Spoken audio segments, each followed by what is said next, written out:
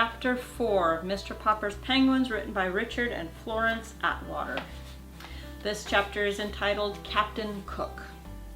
"Call who, Captain Cook?" asked Mrs. Popper, who had come in so quietly that none of them had heard her. "Why, the Penguin," said Mr. Popper.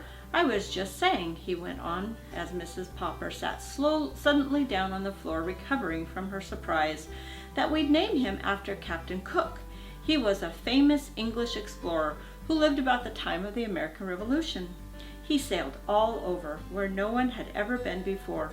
He didn't actually get to the South Pole, of course, but he made lots of important scientific discoveries about the Antarctic regions. He was a brave man and a kind leader, so I think Captain Cook would be a very suitable name for our penguin here." "Well, I never," said Mrs. Popper. "Cook," said Captain Cook suddenly, getting lively again. With a flap of his flippers, he jumped from the tub to the washstand and stood there for a minute surveying the floor. Then he jumped down, walked over to Mrs. Popper, and began pecking her ankles. "Stop him, Papa!" screamed Mrs. Popper, retreating into the hallway with Captain Cook after her, and Mr. Popper and the children following. In the living room she paused. So did Captain Cook, for he was delighted with the room. Now, a penguin may look very strange in a living room, but a living room looks very strange to a penguin.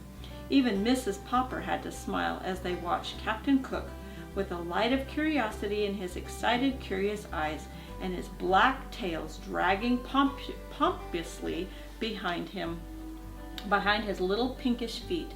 He strut from one upholstered chair to another, pecking at each to see what it was made of. Then he turned suddenly and marched to the kitchen. "Oh, maybe he's hungry," said Janey. Captain Cook immediately marched up to the refrigerator.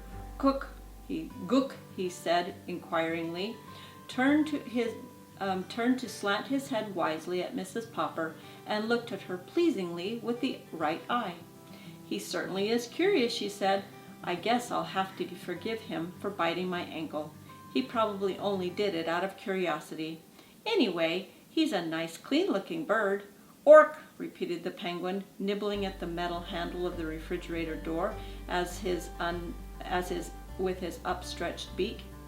Mr. Popper opened the door for him, and Captain Cook stood very high and leaned his sleek black head back so that he could see inside.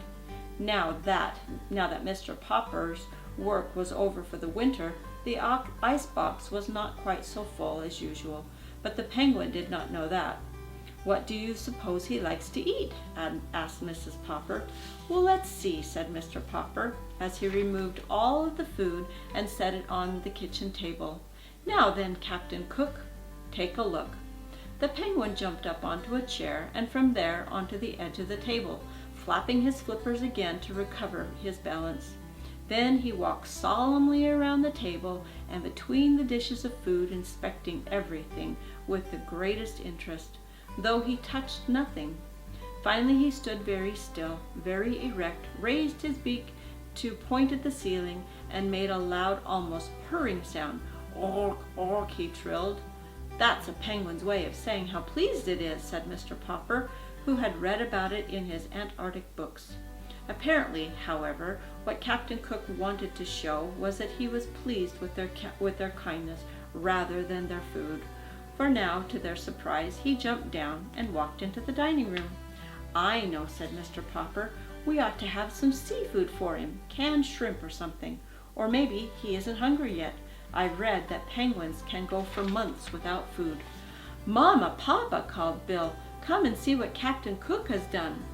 Captain Cook had done it all right. He had discovered the bowl of goldfish on the dining room windowsill. By the time Mrs. Popper reached over to lift him away, he had already swallowed the last of the goldfish. "Bad, bad penguin," reproved Mrs. Popper, glaring down at Captain Cook. Captain Cook squatted guiltily on the carpet and tried to make himself look very small.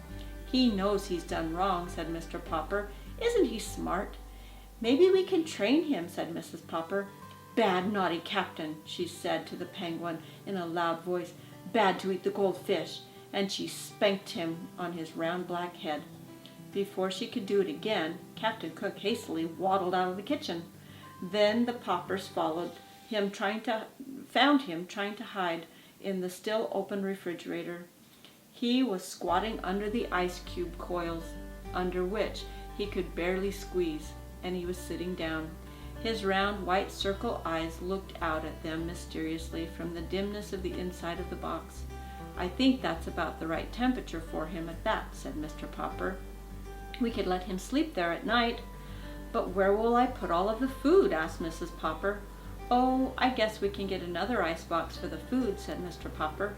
"Look," said Janey, "he's gone to sleep." Mr. Popper turned the cold control switch to its coldest setting so that Captain Cook could sleep more comfortably. Then he left the door ajar so that the Penguin could have plenty of fresh air to breathe. "Tomorrow I will have the icebox service department send a man out to bore some holes in the door for air," he said, "and then he can put a handle on the inside of the door so that Captain Cook can get out and in of the refrigerator as he pleases." "Well, dear me, I never thought we would have a penguin for a pet," said Mrs. Popper. "Still, he behaves pretty well on the whole, and he is so nice and clean that perhaps he will be a good example to you and the children. And now I declare we must get busy. We haven't done anything but watch that bird. Papa, will you help me put the beans on the table, please?" "Just a minute," answered Mr. Popper. "I just happen to think that Captain Cook will not feel right on the floor of this ice box.